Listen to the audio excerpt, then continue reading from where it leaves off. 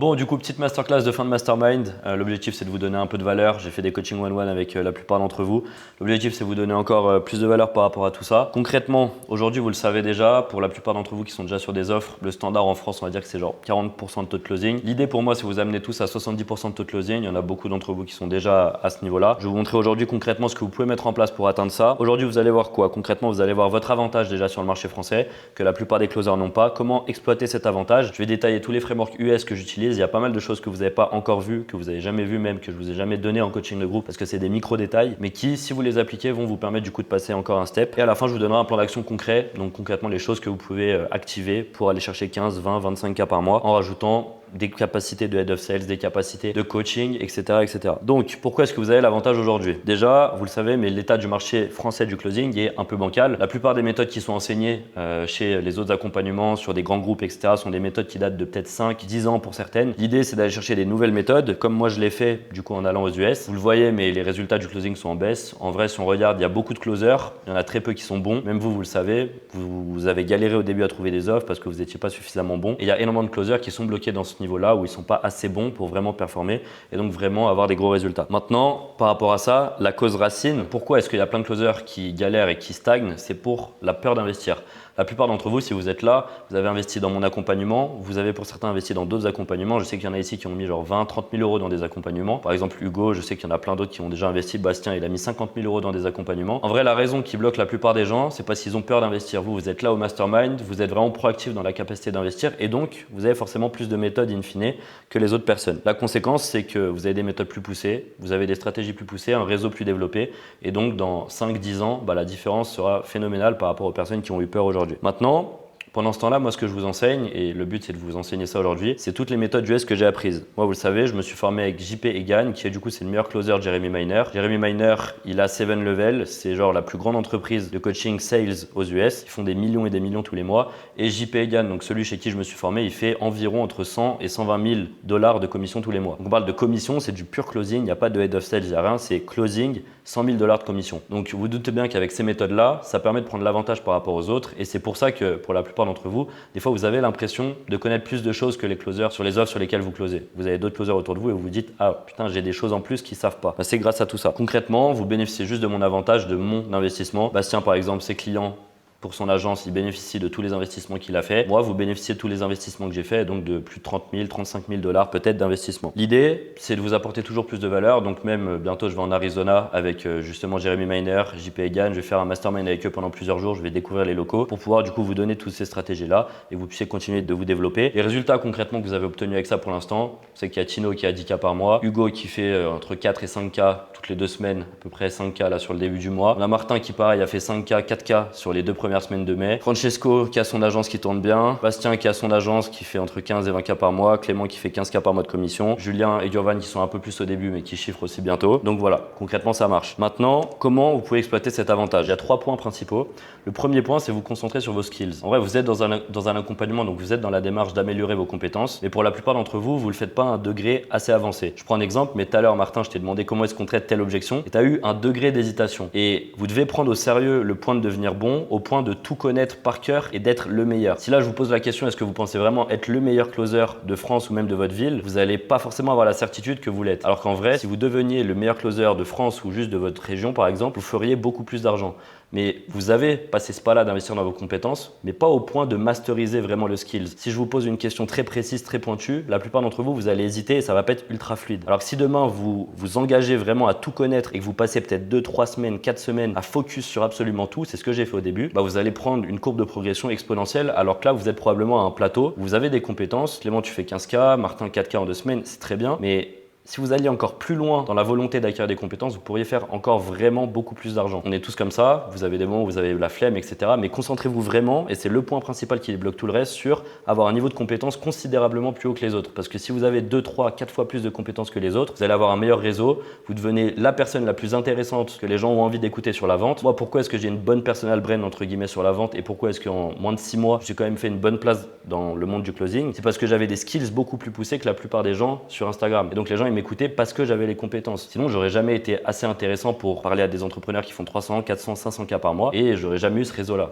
Okay, donc vous devez faire la même chose. Vous devez vous engager à vraiment avoir des compétences ultra poussées. Et ça va vous débloquer des bonnes offres, qui est du coup le deuxième pilier. Pour avoir une très bonne offre, vous devez avoir les skills. Et une fois que vous avez une bonne offre, là, vous pouvez faire 10, 15, 20 cas. Parce que vous pouvez être le meilleur closer du monde. Si vous n'avez pas la bonne offre derrière, vous n'allez pas faire d'argent. Okay, mais pour avoir la bonne offre, il faut quoi? Il faut les skills. Donc concentrez-vous toujours sur avoir les skills. Et ça marche en closing, mais ça marche pour Bastien par exemple. Ça marche sur LinkedIn aussi. Il a peut-être les meilleurs skills sur LinkedIn. S'il a les meilleurs skills sur LinkedIn que toutes les autres personnes en France, c'est évident qu'il va faire énormément d'argent. Par contre, s'il est juste mid, comme tous les autres accompagnements LinkedIn, il va être mid. Et pareil, ça va vous ouvrir du coup le troisième pilier qui est le réseau. Parce qu'une fois que vous avez du réseau, ça vous offre un nombre d'opportunités incalculables. Vous allez pouvoir passer head of sales, vous allez pouvoir lancer des accompagnements, créer d'autres business comme le fait Hugo, etc. Et vous allez du coup avoir beaucoup plus de possibilités. Donc, les skills, c'est concrètement votre moyen de locomotion. C'est la chose qui va vous permettre de passer au niveau supérieur. L'offre, c'est la deuxième chose. Par exemple, moi, je l'ai vu plusieurs fois. Lenny, par exemple, que j'avais placé chez Hans, il venait de commencer le closing. C'était pas le meilleur en closing, mais il a commencé chez Hans. Il a fait son premier mois 4000 € de commission. Alors qu'il y a des closers qui galèrent pendant 6 mois, 1 an. Pareil, j'ai mis par exemple Hugo, il était chez Michael Wu. Il a fait des très bons mois parce qu'il est sur une très bonne offre. C'est pas encore le meilleur closer, il est sur une très bonne offre. Donc par définition, il fait beaucoup de résultats. Donc concentrez-vous aussi sur l'offre. Et le troisième point, c'est le réseau. Je vais pas le redétailler, je vous en ai parlé juste avant. Maintenant, concrètement, comment améliorer vos skills? Là, je vais vous donner du coup des conseils plus applicables, plus concrets que vous pouvez implémenter dans votre closing pour passer ce step-là justement, d'aller masteriser les derniers points. Première chose, vous devez atteindre un niveau où vous réfléchissez plus. J'en parlais juste avant avec toi, Martin, par exemple. Pour chaque phrase que va dire le prospect, vous ne devez pas avoir ne serait-ce qu'une once de réflexion. Moi, peu importe l'objection, c'est fluide. Mais c'est fluide pourquoi? Parce que j'ai passé toutes ces semaines-là, tous ces mois-là à apprendre toutes les frames par cœur, à apprendre les profils psychologiques, à apprendre toutes ces choses-là pour que derrière ce soit fluide au point de même pas avoir à réfléchir. Et le jour où vous avez même plus à réfléchir, ça devient juste un art et c'est juste ultra naturel. Et vous pouvez vendre ce que vous voulez. Si demain vous êtes face à quelqu'un pour lui vendre une voiture, ça va être fluide pareil. Et c'est ce niveau-là que vous devez atteindre. Donc concentrez-vous sur avoir le niveau de connaissance par cœur nécessaire pour être assez fluide pour pouvoir vendre n'importe quoi. Ensuite, deuxième chose, les principes d'un appel réussi. Je vais vous donner 4 principes. Bon, il y en a beaucoup plus que ça, mais c'est les 4 fondamentaux sur lesquels vous devez vous concentrer en priorité. Le premier, c'est l'intonation. Vous le savez, je vous l'ai déjà dit, mais sans une bonne intonation, tout ce que vous allez dire, peu importe la pertinence des mots que vous allez utiliser, sans la bonne intonation, ça n'a absolument aucun impact et la personne ne vous écoutera pas. Donc concentrez-vous sur l'intonation. Je vous ai déjà partagé plusieurs intonations. Il y a l'intonation curieuse, l'intonation sceptique, etc. Concentrez-vous sur chaque phase de l'appel et sur chaque phrase que vous allez dire. Sur l'intonation, vous pouvez faire un truc, c'est chacun réécouter un appel. Notez bien ça parce que je vais vous donner petit à petit dans la masterclass des éléments à faire, des plans d'action à faire. Vous pouvez chacun réécouter un appel ou même 2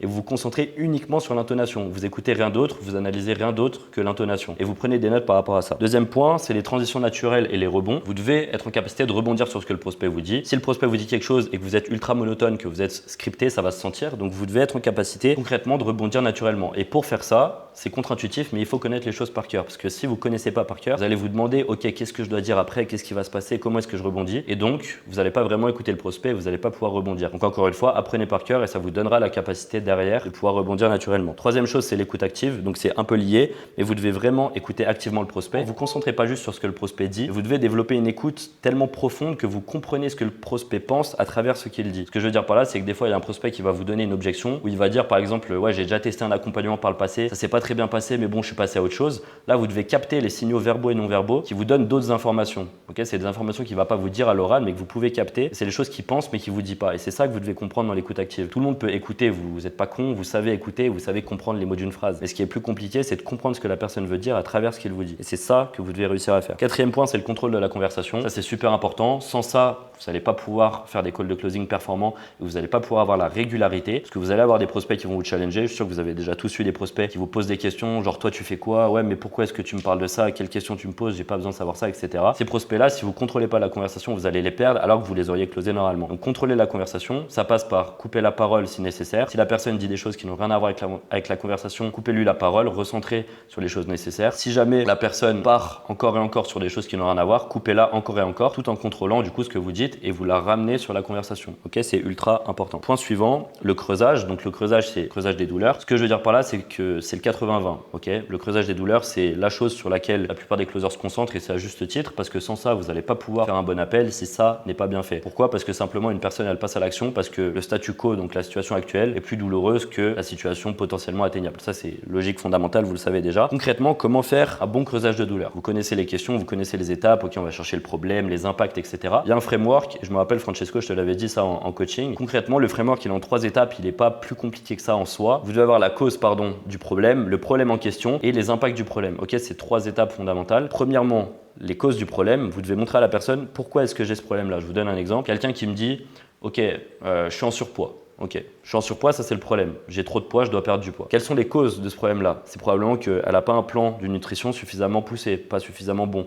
Elle ne va pas suffisamment à la salle, peu importe. Ok, vous devez identifier les causes, vous devez identifier par la suite les impacts. Donc le fait d'être gros, qu'est-ce que ça fait pour moi? J'ai moins confiance en moi. Je ne peux pas aller parler aux femmes que je veux. J'ai pas assez confiance pour ça. Je ne peux pas me mettre torse nu l'été, par exemple. Je ne peux pas faire du sport avec mes enfants, peu importe. Et ensuite, vous allez lier la cause aux conséquences. Donc, est-ce que tu vois comme le fait de ne pas avoir concrètement un plan de nutrition, un plan sportif suffisamment poussé, ça t'amène du coup à ne pas pouvoir jouer avec tes enfants. Et là, vous faites le lien entre un truc concret que vous allez vendre par la suite, donc le plan de nutrition ou le plan sportif, avec un truc ultra émotionnel du style je peux pas avoir mes enfants. Et donc acheter votre solution, ça devient naturel parce que avoir un plan sportif et avoir un plan de nutrition, ça devient la solution logique à voir ses enfants et pouvoir jouer avec ses enfants. Vous devez toujours, peu importe B2C, B2B, avoir cause, problème, conséquence et relier absolument la cause avec les conséquences et faire un lien très direct. Et vous devez le verbaliser et la personne doit l'admettre. Ouais, c'est vrai que je vois pas mes enfants parce que j'ai pas ça. Si j'avais un business, je pourrais avoir plus d'argent et donc mettre ma mère à la retraite.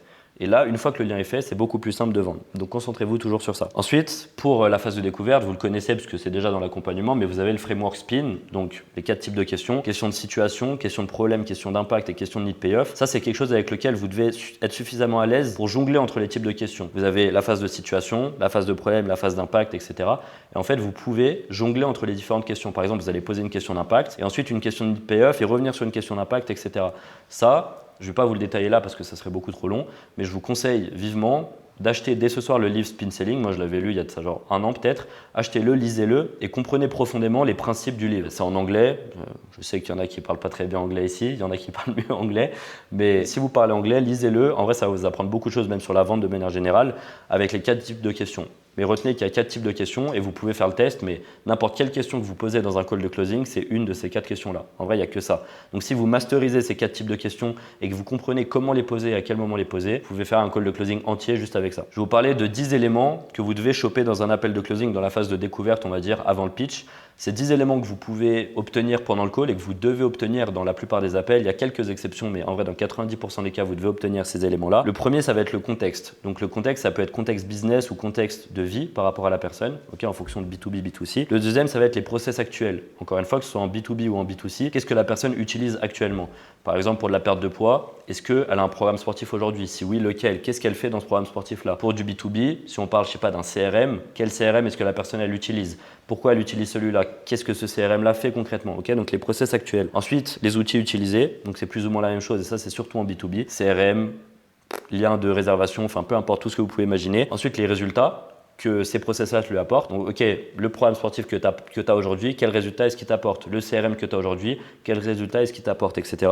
Ensuite, les problèmes liés à ces outils et à ces process-là. Les causes racines, donc encore une fois, pourquoi est-ce qu'il y a ces problèmes-là? C'est parce que le CRM n'a pas telle fonctionnalité ou c'est parce que mon programme sportif n'est pas assez poussé ou n'est pas assez personnalisé. Les impacts, on revient au framework de tout à l'heure. Les actions déjà tentées, donc est-ce que la personne a par exemple déjà testé d'autres CRM? Est-ce que, si on prend l'exemple de l'e-commerce par exemple, est-ce que la personne elle a déjà testé d'autres méthodes? Peut-être qu'elle fait du meta-ads, est-ce qu'elle a déjà testé d'autres méthodes? Oui, non. En fonction de ça, vous allez savoir ce qu'elle a déjà tenté et donc pouvoir orienter derrière votre pitch. Pourquoi ça n'a pas marché si ça n'a pas marché? Et la perception du problème de la personne. Donc concrètement, la personne elle peut avoir un problème et le percevoir différemment de vous. Donc vous devez creuser sur comment est-ce qu'elle le perçoit. Est-ce que pour elle c'est grave de ne pas avoir un bon CRM? Est-ce que c'est pas grave? Quel impact ça a sur son entreprise, etc. Ça c'est les 10 éléments concrètement que vous devez avoir en B2B ou en B2C. Ensuite, il y a 3 niveaux de douleur. Ça c'est un truc, je vous en ai jamais vraiment parlé parce que en soi c'est assez logique, mais il y a 3 niveaux de douleur qu'on pourrait nommer et mettre un nom dessus. La première douleur, c'est la douleur physique littérale. Donc c'est le concret concrètement. Par exemple, mon CRM ne me permet pas de traquer efficacement les leads. Ou alors j'ai un mauvais taux de booking sur mon lien Calendly, peu importe. C'est quelque chose de concret qui est quantifiable, palpable. Deuxième point, c'est le niveau de douleur business. Donc concrètement, qu'est-ce que ça a comme conséquence sur le business? Donc on a le concret, mon CRM ne me permet pas de faire des follow-up. Ensuite, le problème business, ça va être je perds 30% de leads en plus. Je perds 40% de mon chiffre d'affaires potentiel et je pourrais faire peut-être 2-3 fois plus d'argent si j'avais un meilleur CRM. Ensuite, il y a le problème personnel. Je perds 40% de chiffre d'affaires, donc je peux moins recruter, donc j'ai plus de charge mentale, plus de responsabilité, donc ça se passe moins bien avec ma femme.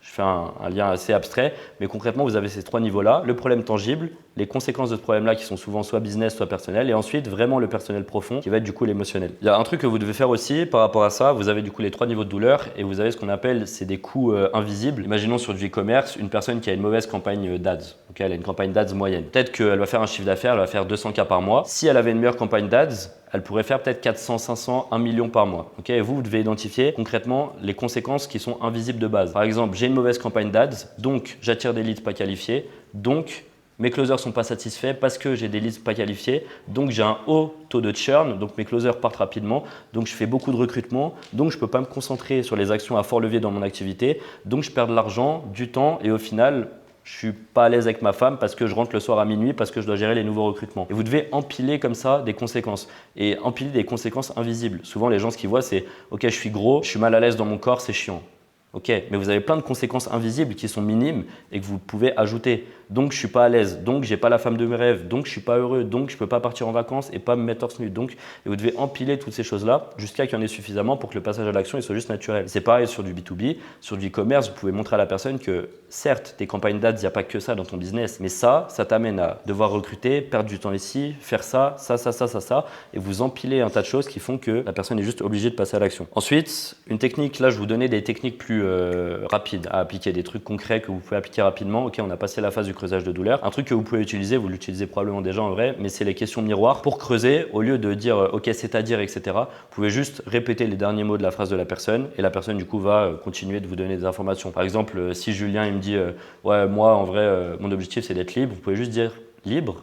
Et la personne va continuer du coup à vous donner des informations et elle va creuser et développer ce qu'elle était en train de dire. Un deuxième truc, ça vient du livre si jamais Never Split the Difference, donc ne coupez jamais la poire en deux de Chris Voss. Tu connais? Ouais, je l'ai vu. Super. Bon élève. C'est un négociateur du FBI. Deuxième stratégie, c'est le labelling. Donc, on pourrait appeler ça en français l'étiquetage. Le but, c'est d'étiqueter les émotions des gens. C'est pas comme une frame identitaire, c'est un peu différent. L'étiquetage, ça consiste en gros à call out, donc dire à voix haute l'émotion d'une personne pour faire en sorte qu'elle baisse en intensité. Imaginons, si quelqu'un, par exemple, vous donne aucune information dans l'appel parce qu'il n'a pas l'air très engagé. Si vous le dites à voix haute, cette personne-là va savoir que vous êtes au courant et donc par la suite, elle va plus être mal à l'aise, elle va être plus engagée. Typiquement, vous pouvez dire à la personne, ouais, juste, j'ai l'impression que tu n'es pas à fond et que tu es un peu mal à l'aise dans l'appel pour le moment. Est-ce que je me trompe? Et le fait de le dire, ça va baisser la résistance sur cette émotion-là spécifique et donc amener la personne à s'ouvrir beaucoup plus. Ça, c'est important, mais vous devez le faire toujours avec un pronom impersonnel. Donc, dites pas j'ai l'impression que, dites on dirait que ou alors il semblerait que d'une manière impersonnelle. Parce que comme ça, c'est pas vous qui attaquez la personne, c'est genre la situation en question. Ensuite, un truc dont je voulais vous parler, c'est les informations cachées. Donc ça revient à peu près à la même chose que ce que je disais tout à l'heure. Souvent, dans un appel de vente, ce qui vous empêche de vendre et pourquoi est-ce que vous closez pas. Des fois, vous avez des prospects, vous faites un bon appel, mais vous vous dites, ok, pourquoi est-ce que je l'ai pas closé? Dans un appel de vente, si vous closez pas, et même si vous closez en vrai, il y a tout le temps 3 choses que vous n'avez pas obtenues. 3 informations qui, si vous les aviez eues, vous auriez closé. Ça peut être une croyance limitante, ça peut être une problématique, ça peut être un impact, ça peut être tout un tas de choses, mais il y a souvent 3 infos cachées que vous n'avez pas eues, et si vous les aviez eues, vous auriez closé. Et donc, votre objectif en call de closing, c'est d'obtenir ces informations-là. Donc la question que vous devez vous poser pendant tout votre appel, c'est quelle information, quelle croyance mon prospect ne m'a pas dit qui pourrait changer totalement le call. Et vous devez trouver ces choses-là. Ça peut être des contraintes cachées, ça peut être des enjeux personnels, ça peut être des impacts personnels, ça peut être des peurs irrationnelles, peu importe, mais vous devez trouver ces 3 choses-là. Ensuite, c'est à peu près ce que je disais juste avant, vous devez stacker, donc empiler des conséquences. Vous ne devez pas vous contenter juste de dire ok, comment est-ce que ça t'impacte de ne pas avoir une bonne campagne d'ads ou de ne pas avoir les stratégies suffisamment poussées en closing. Ah bah ça m'impacte parce que je ne fais pas assez d'argent, ok, ça c'est cool, mais si la personne n'est pas d'elle-même prête à acheter, c'est pas avec ça que vous allez créer de la douleur suffisamment forte pour qu'il achète. Donc empiler des conséquences au point que ce soit pour elle inacceptable de rester dans la situation dans laquelle elle est. C'est assez logique, mais en vrai, vous l'oubliez souvent. Dans l'anticipation d'objections, ça vous le savez déjà. En vrai, c'est un truc qu'on travaille beaucoup même en roleplay, mais vous devez juste trouver les objections qui sont pas bullshit. Donc la plupart du temps, quand vous allez être dans l'anticipation, vous allez demander à la personne du coup, ok, est-ce que tu as déjà testé des choses justement dans le passé pour régler X, Y, Z problème? À vous dire oui ou non. Si elle vous dit non, ok, pourquoi est-ce que tu as rien tenté? Et là, vous allez arriver sur des objections et sur des croyances, des contraintes, etc. de la personne. Dans la plupart des cas, elle va commencer par du bullshit et vous devez du coup éliminer le bullshit pour arriver sur une vraie objection et traiter cette vraie objection, cette vraie croyance, cette vraie contrainte. Ça, vous le savez déjà, donc je ne vais pas passer trop de temps sur ça parce qu'en vrai, on développe déjà beaucoup en coaching de groupe. Mais retenez juste que la plupart du temps, vous vous arrêtez sur du bullshit. Si vous regardez vos appels, vous dites ok, j'ai anticipé les objections, mais vous vous arrêtez sur des contraintes qui sont juste du bullshit. Maintenant, je vous parlais d'un truc, ça vient de plusieurs livres, c'est un ensemble de livres, ce qu'on appelle le lab profile en anglais. C'est différents concepts psychologiques, on va dire, que vous pouvez appliquer dans vos calls de closing pour aller encore plus loin. C'est des choses là pour le coup je vous ai jamais vraiment partagé et que vous pouvez du coup appliquer pour aller encore plus loin dans vos appels. Première chose, vous avez deux façons de trouver la douleur. Ça, je vous en ai un peu parlé, mais je vais mettre un nom et concrètement une méthode sur ça. Vous avez soit les personnes qui vont être drivées par le fait d'avancer vers quelque chose, vous avez les personnes qui vont être drivées par le fait de fuir quelque chose. Vous avez les personnes, ils vont être drivées par le fait d'atteindre par exemple 100 000 euros par mois. Vous en avez, ils vont être drivés par le fait de quitter le chômage, de quitter le salariat. Le truc, c'est que si vous vous trompez entre les deux, imaginez que vous avez quelqu'un qui est drivé par le fait d'atteindre 3 000 euros par mois, CDI serveur, il fait 2 000 euros par mois. Si vous parlez à la personne de fuir son CDI, de quitter le salariat, etc., alors que pour lui, dans son cerveau, ce qui est important, c'est atteindre 5 000 euros par mois et c'est la vision de rêve, vous n'allez pas avoir autant d'impact que si vous étiez sur le même vocabulaire que lui. Donc ce que vous devez faire, c'est écouter concrètement ce que la personne vous dit et quand vous posez une question d'impact, quand vous êtes dans les problèmes, écoutez les verbes que la personne va utiliser. Si elle utilise des verbes comme quitter, fuir, etc., vous savez que ce qui est important pour elle, c'est s'échapper de sa situation aujourd'hui. Par contre, si elle utilise des verbes comme atteindre, obtenir, etc., l'idée pour lui, c'est d'obtenir quelque chose qu'il n'a pas encore et donc vous devez jouer sur l'impact de ne pas encore avoir ça plutôt que de fuir sa situation actuelle. Okay, et si vous vous trompez entre les deux, vous avez genre considérablement moins d'impact sur ce que vous allez dire à la personne. Demandez-vous toujours en fonction des verbes que la personne utilise, lequel de ces deux profils-là elle est. Ensuite, les objections, encore une fois, vous savez déjà parce qu'on travaille beaucoup,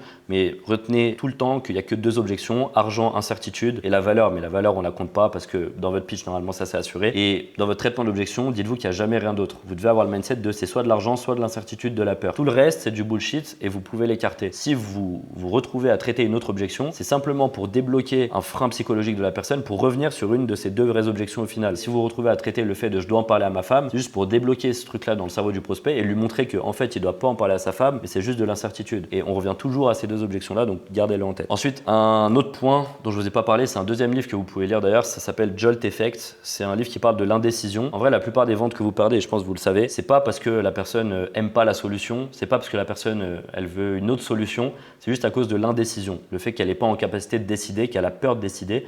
Et donc, ça se finit sur un je vais y réfléchir ou alors sur du bullshit. Mais 60% des ventes en moyenne sont dues à l'indécision. Donc vous, si vous arrivez à régler le problème de l'indécision, vous pouvez récupérer littéralement 60% de ventes en plus. Okay, et ça, c'est ce que la plupart des closers ne font pas, c'est savoir traiter l'indécision. Concrètement, il y a un truc à comprendre par rapport à ça, c'est que la FOMO, donc Fear of Missing Out, donc peur de perdre quelque chose, c'est beaucoup plus faible et beaucoup moins puissant que ce qu'on appelle la FOMO, donc c'est la peur de se tromper, surtout en étiquette. Il y a beaucoup de closers qui vont vendre le fait d'avoir peur de louper une opportunité, donc tu as peur de louper ça, tu as peur de ne pas faire 5K par mois, ok, ça c'est une chose, mais le plus puissant, et ce qui drive le plus les gens, c'est qu'ils ont peur de faire une erreur. Ils ont peur d'investir dans un accompagnement que ce soit pas le bon. Ils ont peur d'investir et que ça marche pas. Ils ont pas peur de louper une opportunité. Ça marche pas. Ils ont peur de louper quelque chose dans le sens de faire une erreur. Et vous devez faire en sorte d'assurer ça parce que si la personne a toujours peur de faire une erreur et a peur de faire quelque chose qui pourrait lui desservir par la suite, elle passera pas à l'action. Donc concentrez-vous toujours sur ça, sur faire en sorte que la personne, elle ait au final une conscience du risque très basse et qu'elle se dise, ok, dans tous les cas, je vais pas faire d'erreur. Ça peut pas être une erreur. Par rapport au framework du coup de Jolt, vous avez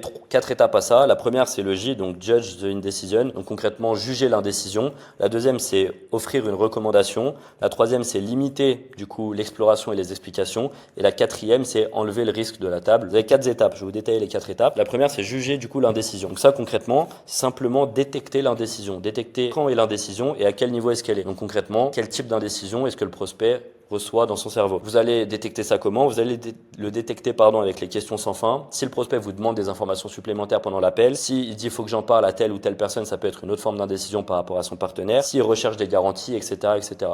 Et vous, du coup, dès le début de l'appel, en vrai, un bon closer dans les 5 premières minutes, il sait déjà quel type d'indécision c'est, les indécisions potentielles, l'incertitude potentielle du prospect. Vous devez le détecter rapidement. Ensuite, la deuxième étape, c'est offrir et orienter. Donc, en gros, le but de ça, c'est que quand vous avez quelqu'un qui est indécis, la pire erreur à faire, c'est rajouter des informations, rajouter des options, rajouter des choses en plus. Ce que vous devez faire, c'est réduire et guider la personne. Quelqu'un d'indécis, il n'a pas besoin d'informations en plus. Il a besoin d'être guidé et qu'il y ait quelqu'un qui lui dise, ok, regarde, c'est ça la bonne solution, fais-moi confiance. Donc, vous devez avoir cette posture de, vu ce que tu m'as dit, je te recommande ça, ça, ça, ça, ça. et ça va marcher pour toi. On revient à la certitude, mais quelqu'un d'indécis, d'autant plus avec quelqu'un d'indécis, vous devez le guider à prendre la bonne décision. Ensuite, vous avez du coup limité l'exploration. Ça revient à la même chose, mais vous ne devez pas donner plus d'informations à la personne. Je sais qu'il y a des personnes, par exemple, quand quelqu'un leur dit je vais réfléchir, ils disent quelle information je ne t'ai pas donnée qui pourrait t'aider à passer à l'action aujourd'hui. Ça pue la merde, c'est à chier, ça sert à rien. La personne n'a pas besoin de plus d'informations, elle a justement besoin qu'on enlève ce truc-là d'information, que l'information ne va pas l'aider à prendre une décision. Donc vous, ce que vous allez faire, c'est écarter ça, lui dire justement, peu importe le nombre d'informations que tu auras, on reviendra toujours à la même chose, tu auras toujours autant d'incertitudes et tu n'auras jamais la certitude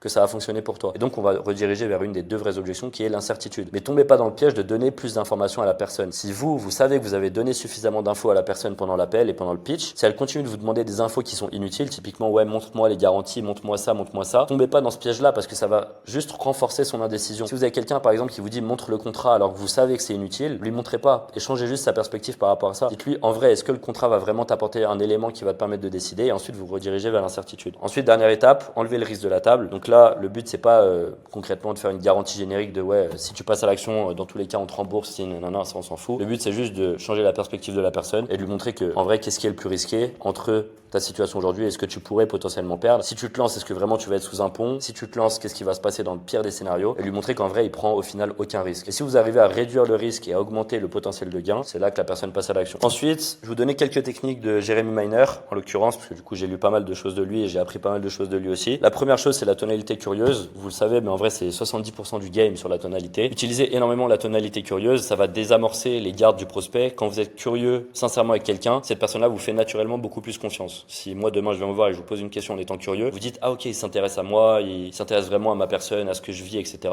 Et donc, vous allez beaucoup plus vous ouvrir à moi. Essayez au maximum d'avoir une tonalité curieuse avec une intonation qui monte légèrement à la fin de vos phrases. Ensuite, vous avez la tonalité sceptique. Ce que vous devez aussi utiliser, c'est le fait d'être plus sceptique que le prospect. Si quelqu'un commence à être sceptique ou si quelqu'un est réticent du type, ouais, je sais pas si vraiment j'en ai besoin, en vrai, je suis toujours bien dans ma situation, etc. Là, ce que vous devez faire, c'est être encore plus sceptique que lui, du coup, et donc, au final, l'amener à revenir vers vous. Si vous vous éloignez de la personne, elle va revenir naturellement vers vous. C'est comme on pourrait dire en séduction avec les femmes ou quoi. Si vous vous éloignez de la personne, naturellement, l'être humain a envie de revenir vers vous. Par contre, si vous vous rapprochez, il a envie de s'éloigner encore plus. Donc, si quelqu'un est sceptique, vous pouvez lui dire, par exemple, tu sais quoi, en vrai, je suis même pas sûr que nous, on est en capacité de t'aider aujourd'hui parce que par rapport à ce que tu me partages là, en vrai, j'en ai plus la certitude. Pourquoi est-ce que toi, ça te semblait pertinent dans un premier temps? Et là, vous laissez du coup la personne revenir vers vous. Okay, donc, avec quelqu'un de sceptique, vous êtes encore plus sceptique et la personne va revenir vers vous. Ensuite, vous avez la frame, en anglais, ils appellent ça la status frame, la frame de statut, on peut dire. Vous devez jamais être en position de demandeur. Et ça marche en closing, mais en vrai, dans la vie de tous les jours, pareil, ça marche en séduction. Vous verrez qu'il y a beaucoup de parallèles en soi avec la séduction et le closing. Vous devez jamais être en position de demandeur. Par exemple, vous devez jamais demander en vrai, est-ce que tu aurais 5 minutes en plus à m'accorder à la fin d'un appel, par exemple, si quelqu'un a du temps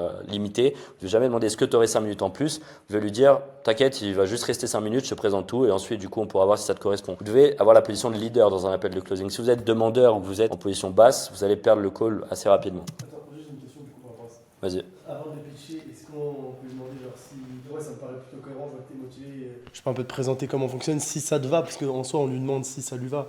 Est-ce qu'on peut faire comme ça du coup? Tu peux.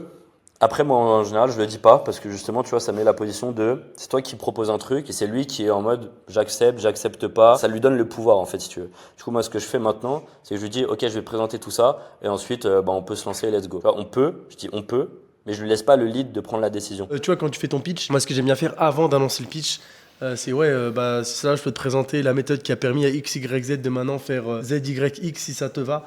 Mais du coup, je me dis, ça fait un peu demandeur le si ça te va avant d'annoncer le pitch. Alors, en vrai, ça fait demandeur, mais après, tu peux être demandeur là parce que c'est pas un truc important. T'es pas en train de lui demander un élément important, tu es juste en train de lui dire, je vais te pitcher, est-ce que t'es ok pour que je te pitch? Oui, c'est bon, tu vois.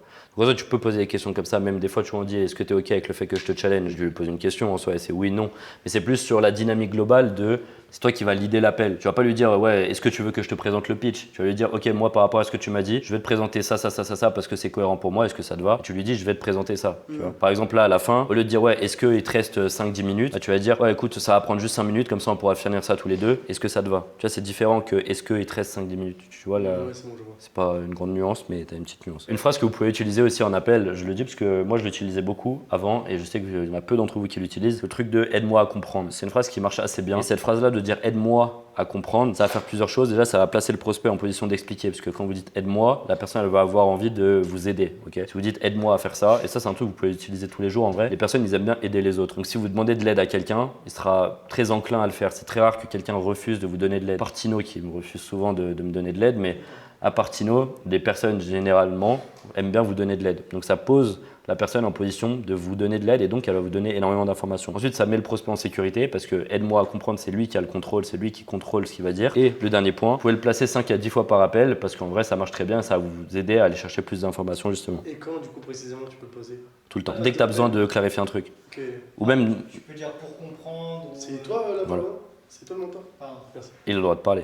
Non, mais même si tu as une question, en gros, aide-moi à comprendre, toi, c'est quoi qui t'a amené à prendre cet appel ou peu importe, tu vois, ça peut être tout. Et le fait de dire aide-moi, vous pouvez l'utiliser beaucoup, le fait de aide-moi, ça marche très bien. Même dans l'objection, aide-moi à comprendre. Là, la personne, elle va expliquer, elle va détailler beaucoup plus. Vous pouvez l'utiliser très souvent. Un exemple genre précis, genre par exemple dans la phase de découverte. Ok, aide-moi à comprendre, ça représente quoi concrètement pour toi d'être libre, ok. tu vois. Enfin, tu peux l'utiliser tout le temps. Aide-moi à comprendre qu'est-ce qui t'a empêché par le passé d'investir dans tes compétences. Pour qu'il approfondisse. C'est ça. Ça doit bien marcher avec les prospects qui cassent les couilles dans la tête. C'est-à-dire. Qui parlent pas beaucoup. Ça fonctionne avec tout le monde. Ouais, ça marche avec tout le monde. Mais du coup, Mais quelqu'un qui souffre pas beaucoup, tu peux utiliser ça. Ensuite, un truc que vous pouvez utiliser, c'est ce qu'on appelle des quantifieurs universels. C'est un peu comme une frame identitaire, mais plus générale. C'est-à-dire, par exemple, tout le monde sait que et une croyance ou un truc, quelque chose que vous voulez implémenter dans le cerveau de la personne. Parce que le fait de dire tout le monde sait que, la personne va très rarement contredire ça. Parce que vous avez établi le fait que tout le monde sait que. Ou alors, personne ne peut nier que. Par exemple, personne ne peut nier que c'est le meilleur mastermind ici. Bref. Vous allez dire des choses comme ça avec tout le monde sait que ou personne ne peut nier que et ça va établir dans le cerveau de la personne une généralité qu'elle va adopter. Okay, par exemple, tout le monde sait qu'investir dans ses compétences c'est la meilleure chose à faire pour aller chercher 10 cas par mois. Vous venez d'implémenter la croyance dans le cerveau de la personne que oui c'est vrai c'est la meilleure chose à faire et elle ne pourra pas aller à l'encontre de ça. Par exemple, personne ne peut nier que le fait de repousser une décision importante et de perdre du temps à chercher 10 000 options, c'est bien moins performant que de juste prendre la première option et de foncer à 200%. Tout le monde sait que l'accompagnement Nino, c'est le meilleur accompagnement closing. Voilà, par exemple, tout le monde sait que Nino, c'est le GOAT du closing. Et vous pouvez l'utiliser pour faire le même effet qu'une frame identitaire, mais pour varier un peu. Vous pouvez varier en utilisant du coup des quantifieurs universels. Par exemple, si vous voyez que la personne, c'est quelqu'un qui est du type à procrastiner, vous pouvez dire pendant l'appel, tout le monde sait que comparer 10 000 options, c'est beaucoup moins productif que de s'engager avec une option et d'y aller à 200% dès le début parce qu'on gagne du temps par rapport aux gens qui comparent. Et là, vous établissez le fait que tout le monde sait et donc la personne va l'adopter plus facilement. Et un truc comme ça, est-ce que tu peux lui dire, est-ce que tu es d'accord avec moi et ensuite après tu le fais justifier. Pourquoi tu es d'accord avec moi du coup quand tu fais ça Quand tu dis la phrase, tu le fais sous forme d'affirmation. Ouais. De base, tu vas pas lui demander s'il est d'accord parce que justement, il n'y a même pas lieu en fait de le demander, c'est tout le monde sait que. Tu vois, il n'y a même pas un doute. C'est pas est-ce que tu es d'accord, c'est tu le sais comme tout le monde. Et donc tu vas le dire. Ouais, mais c'est dur de changer une croyance en une phrase, tu vois. Ouais, mais c'est un élément, tu vois. Est-ce que justement c'est pas pertinent, tu lui dis cette phrase-là avec un quantifieur universel. Ouais. Est-ce que tu es d'accord avec moi, le mec va te dire oui. Ok, pour que je puisse bien comprendre pourquoi toi tu... En fait, tu vas le dire. À la fin, tu vas pas poser une question. Par contre, souvent, tu vas voir ce qui va se passer. C'est si moi je te dis, si on est dans une discussion normale ou sur un call, je te dis, tout le monde sait qu'en vrai, se baigner la nuit, c'est trop stylé. Toi, tu vas souvent faire, ouais, c'est une dinguerie. Ah, pourquoi du coup tu penses ça? Tu vois, tu peux lui demander de justifier, mais tu vas pas lui dire, est-ce que tu es d'accord avec ça? Parce que il est d'accord. Tu vois, c'est une loi universelle. Ouais, Tino, je t'ai vu avec tes mains. Monsieur Tino Martinez, oui. Non, en fait, sur ça, parce que j'avais déjà fait le test, parce que tu me l'avais déjà dit, je crois, une fois ça. Et en fait, quand tu le dis à quelqu'un qui a des croyances qui sont fausses, tu vois, est-ce que tu es d'accord avec moi? Il peut te dire non. Si c'est un mec, comme tu dis au début, un peu chiant, tu vois, en prospect. Alors, si c'est un prospect qui est dans la bonne mentalité, il va te dire oui, tu vois, c'est vrai, tu as raison. Et est-ce que tu es d'accord avec moi de dire que tu vois, tu prends des décisions sur le moment, c'est plus bénéfique que prendre des décisions plus tard? Il peut te dire non, parce que moi, dans ma vie, tu vois, là, il se justifie. Alors que si tu dis tout le monde sait que. La croyance. Oui, mais du coup, après, c'est juste un élément que tu mets. Après, t'en as plein d'autres. C'est tous les conseils que tu as dit, tu les empiles. Ouais, c'est un truc à empiler avec d'autres choses, évidemment. C'est un truc que tu coupes l'anticipation d'objection, aux frames identitaires, etc. Mais pour varier, tu vois, parce que vous n'allez pas faire 2 frames identitaires sur le fait, par exemple, de ne pas procrastiner ou pas de comparer. Mais par contre, vous pouvez faire une frame identitaire et un quantifieur universel. Et du coup, ça vous fait 2 éléments qui vont changer la croyance plutôt qu'un. Et donc, ça, tu vois, ça renforce le global, quoi. Concrètement, pour vous en donner un autre, donc il y a tout le monde sait que, vous pouvez utiliser personne ne peut nier que, ou à chaque fois qu'on fait quelque chose. Ensuite, les présuppositions, bon ça vous le savez, vous connaissez déjà à peu près les présuppositions, mais c'est assez puissant. C'est juste dire à la personne, par exemple, quand tu auras atteint 20 cas par mois ou quand tu auras perdu 10 kilos, on mettra ça en place. Et donc ça présuppose que la personne a déjà perdu 10 kilos ou que la personne a déjà atteint 20 cas par mois. Bref, vous faites des présuppositions positives, ça va ancrer dans le cerveau de la personne qu'elle a déjà les résultats et donc ça enlèvera l'indécision dont on parlait tout à l'heure. Un truc aussi, ça je suis sûr que vous ne le savez pas, c'est la formule de la confiance. Il y a quelqu'un qui a théorisé la confiance, en gros, dans un appel de vente et qui en a fait une formule mathématique. Il s'appelle David Meister. Je vous avoue, je connaissais pas le nom avant, mais je connaissais la formule. Il a du coup développé une formule de la confiance pour avoir la confiance de vos prospects sur un appel. Il y a 4 éléments. Pour lui, la confiance, donc la trust. Il y a 3 éléments en haut, un élément en bas. Les 3 éléments du haut, c'est donc la crédibilité. Le deuxième élément, du coup, c'est la fiabilité. Et le troisième élément, c'est la connexion émotionnelle profonde avec la personne. Premier élément, du coup, crédibilité. Concrètement, ça va être le fait que vous ayez la position d'expert. Ok, donc vous soyez crédible sur votre domaine. Par exemple, ce que vous pouvez faire, c'est si vous êtes sur de l'e-commerce, pendant l'appel, si la personne vous parle d'ads, vous allez donner volontairement un élément très précis sur les ads que la personne ne connaît pas forcément et qui va prouver votre position d'expert. Par exemple, moi sur mes appels de closing, quand les closers ils me parlent de ouais j'ai des problèmes avec mes traitements d'objection, ce que je fais toujours c'est leur donner un élément qu'ils n'ont jamais entendu ailleurs et qui me positionne du coup toujours comme un expert et comme quelqu'un qui a les capacités. Okay, vous devez prouver que vous êtes l'expert et prouver ça passe par dire des éléments qui montrent à la personne que vous l'êtes vraiment. Donc, par exemple, si moi je dis à quelqu'un ouais quand quelqu'un te dit je veux réfléchir, redirige vers l'incertitude, c'est quelque chose qu'il a jamais entendu et ça me place directement en position d'expert. Donc ça augmente mon niveau de crédibilité. Okay, donc premier élément, faites en sorte d'être crédible. Par contre, allez pas trop loin si vous faites trop de techniques étalées, si vous étalez votre technique pendant tout l'appel, ça fait too much et c'est juste chiant. Ensuite, du coup, le deuxième élément, donc le R, ça va être ce que tu fais et c'est concrètement faire ce que vous dites. Concrètement de la fiabilité, donc en vrai c'est de la confiance.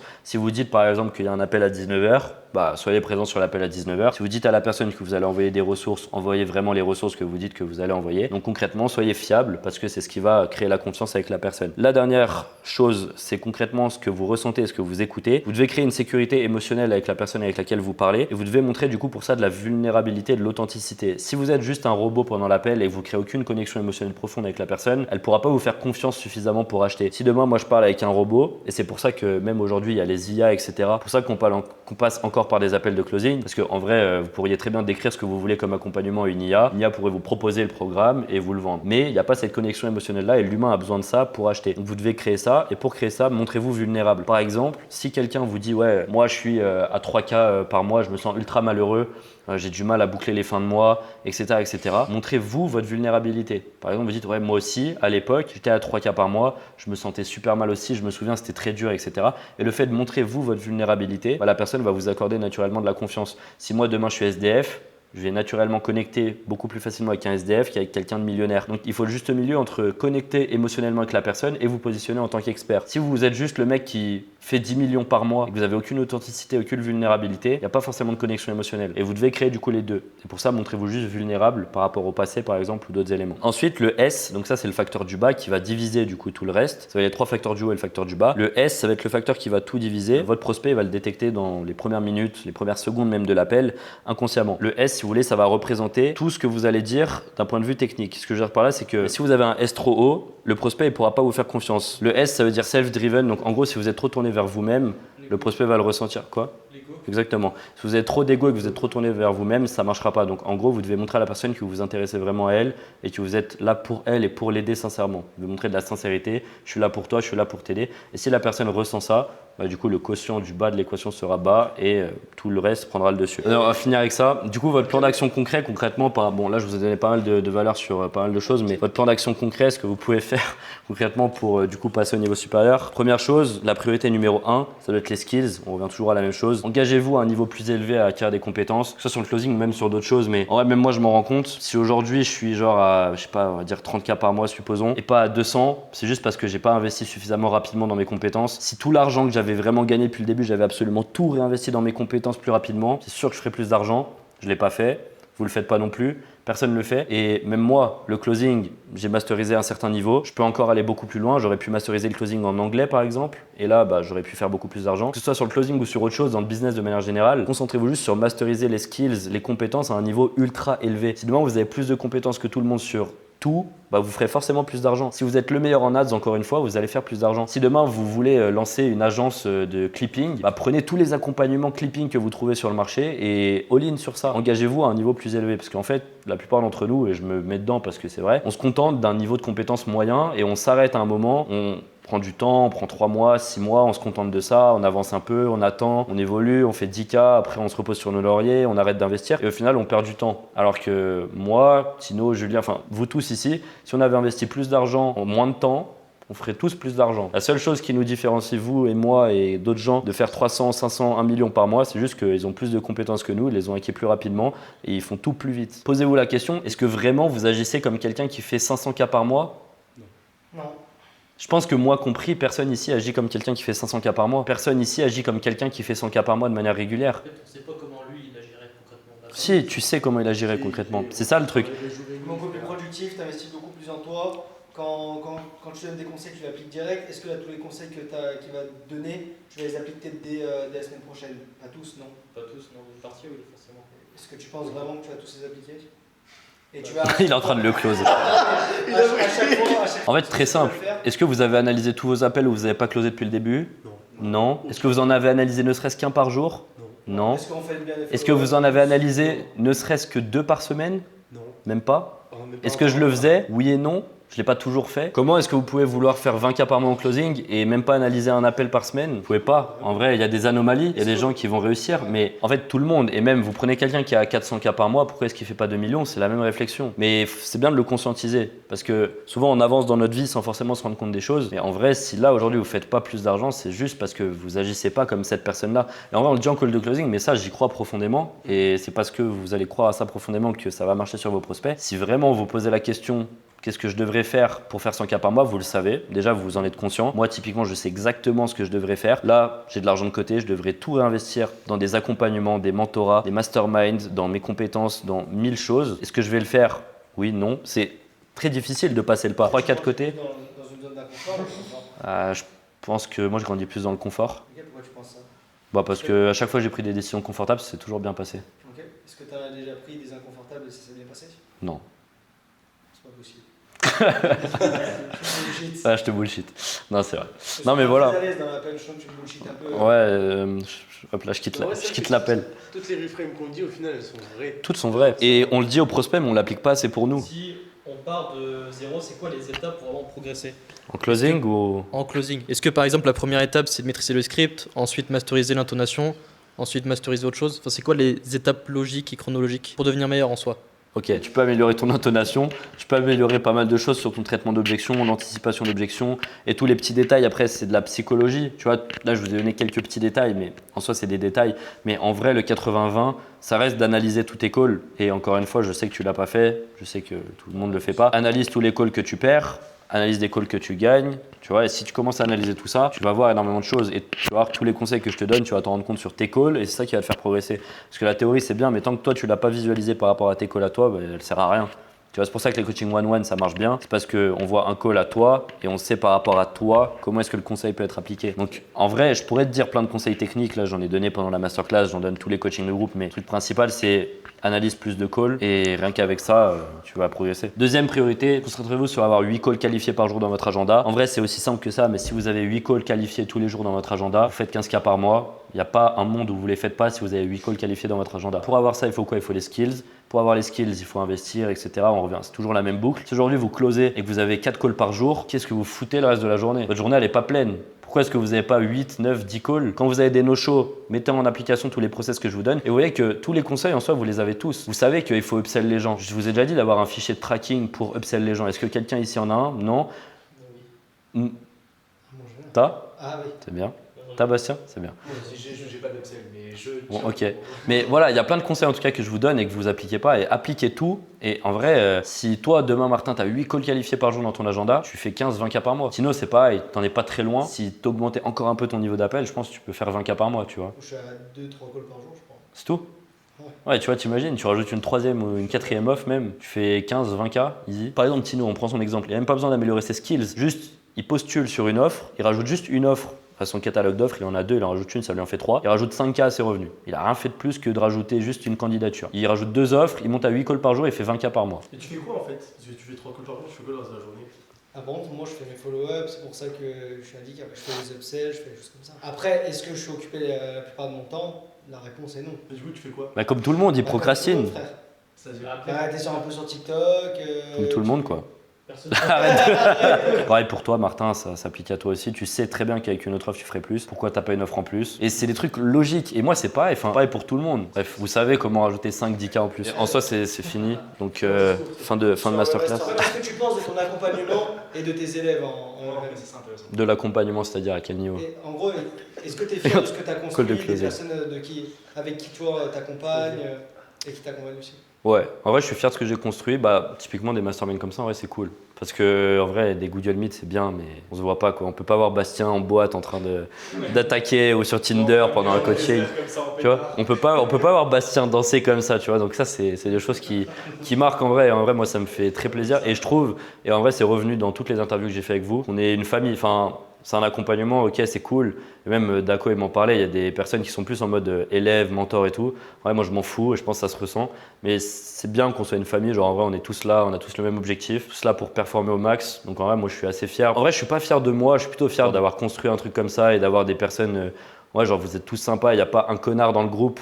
Il y en a un, il m'a volé mon t-shirt, mais en vrai, je l'ai pas mal pris. Il n'y a pas quelqu'un qui est mauvais dans le groupe. Ou par exemple, on a passé une semaine ensemble, on est des inconnus, tout s'est bien passé. Donc en vrai, ça, c'est assez cool. Tout s'est bien passé, sauf pour certains sur certaines soirées où ils étaient malades. Mais non, sérieusement, je suis assez fier de tout ça. Et puis, bah, en vrai, merci à vous tous, hein, parce que vous m'avez quand même fait confiance. Vous êtes là, c'est en partie parce que vous m'avez fait confiance. Donc, merci pour ça. Et en vrai, j'espère vous le rendre comme il faut. Donc voilà, Rapid Prime.